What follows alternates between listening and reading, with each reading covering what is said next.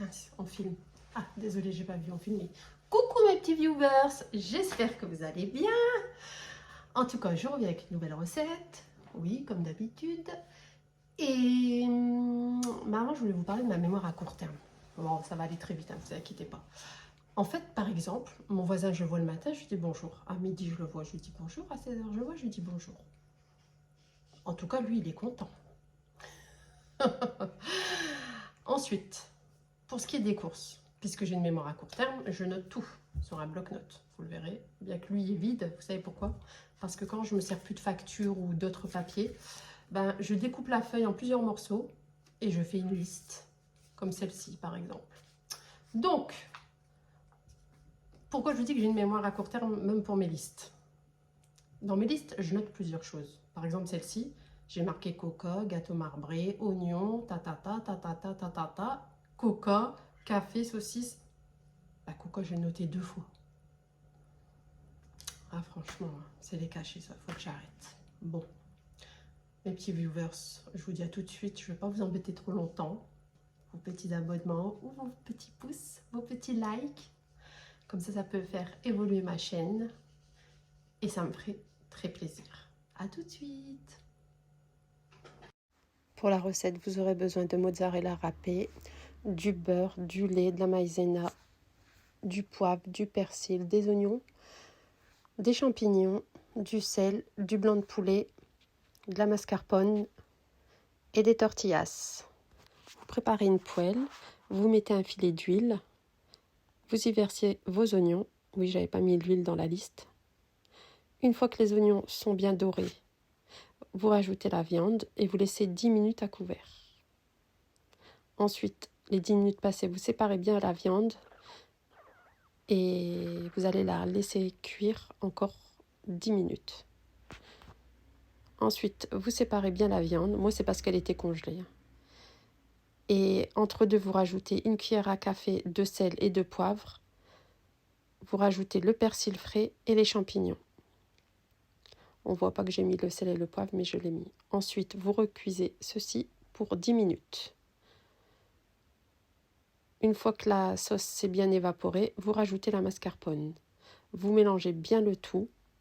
Et une fois que le tout est bien mélangé, vous allez mettre à couvert.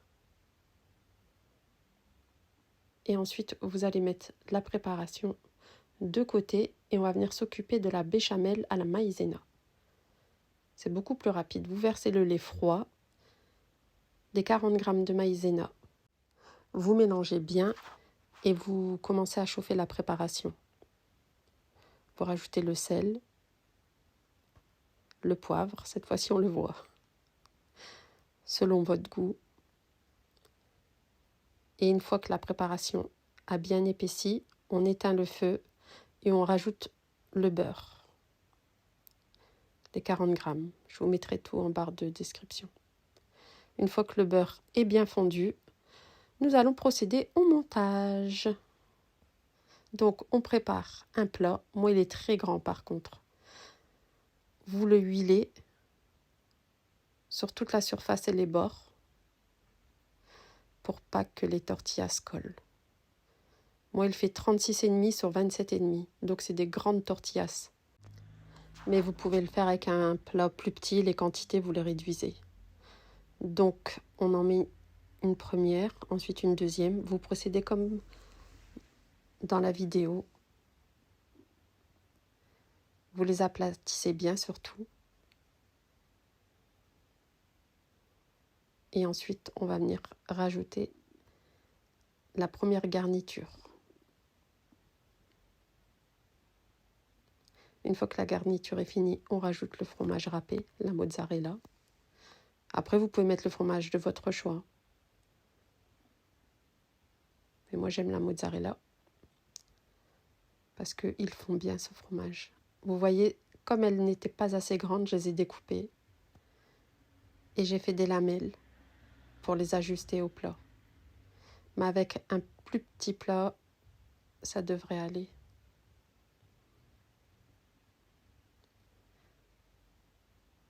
Une fois qu'on a fini la couche de tortillas, on rajoute la deuxième garniture. Une fois que vous avez bien étalé le tout, vous remettez une couche de fromage râpé.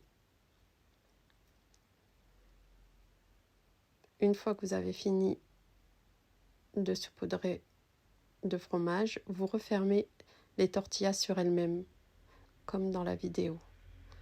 Ensuite, nous allons prendre notre béchamel et l'étaler uniformément. Vous procédez ainsi, comme dans la vidéo.